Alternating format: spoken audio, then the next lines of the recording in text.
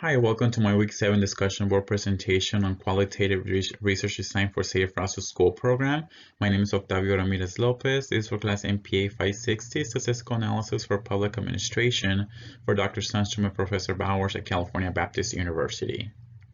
The qualitative research design is going to be for the Safe Routes to School program provided by Riverside University Health System that attempts to reduce the number of vehicle and pedestrian-related injuries in school routes within Riverside County, and the program provides infrastructure improvements, education, and outreach services.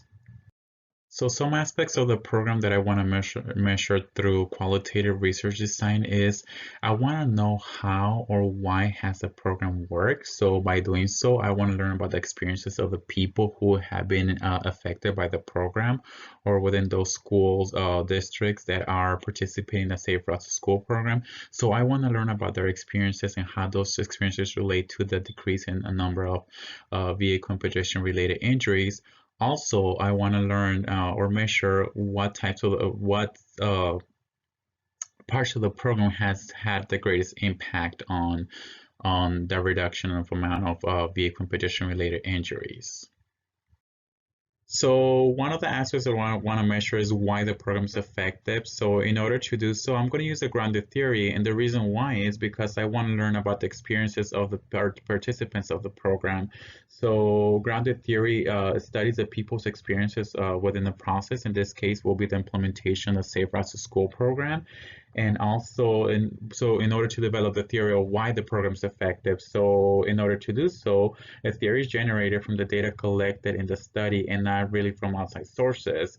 So in order to be able to have more information that comes directly from the participant and from their own experiences and not really influenced by the participant, we're going to focus on asking open-ended questions in order to allow the participants' thoughts to emerge. So we want something that really is coming out of the participant, and we don't want responses that are influenced by the researcher. In regards to measuring the different aspects of the program, such as infrastructure improvement, education, and outreach services. I'm going to focus on the case study qualitative research design, since I'm going to focus on the group of people that are affected or by the program Safe Routes to School program within Riverside County. And basically, I'm going to focus on that concern, which is to reduce the number of vehicle and pedestrian related injuries.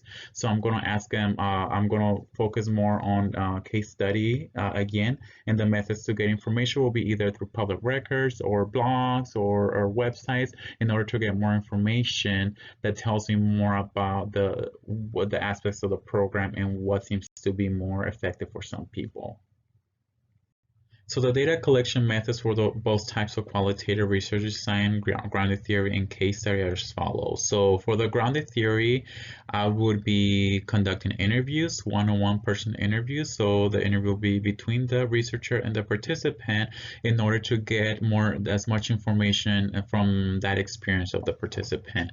So in order to have the response be more of the participant's experience and not influenced by the researcher, I will be using open-ended questions for the participant to answer those open-ended questions.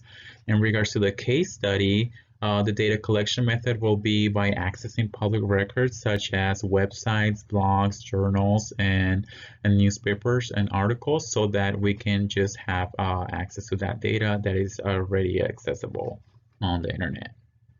So the validity concern that I have is construct validity. I want to analyze the data and be able to measure that construct or that whether the Safe Routes to School program reduces the amount of vehicle and pedestrian related injuries. So I want to be able to analyze this data solely on the content that I was able to collect and not analyze the data based on my biases, since I'm one of those persons that sometimes feels necessary for the government to intervene to improve the safety of citizens. So again, I want to leave those biases aside or those beliefs that government can always make things better by basically just measuring how effective the program is based on the analyzing the content and not let my decision or discussion or analysis of data be affected by my biases or beliefs.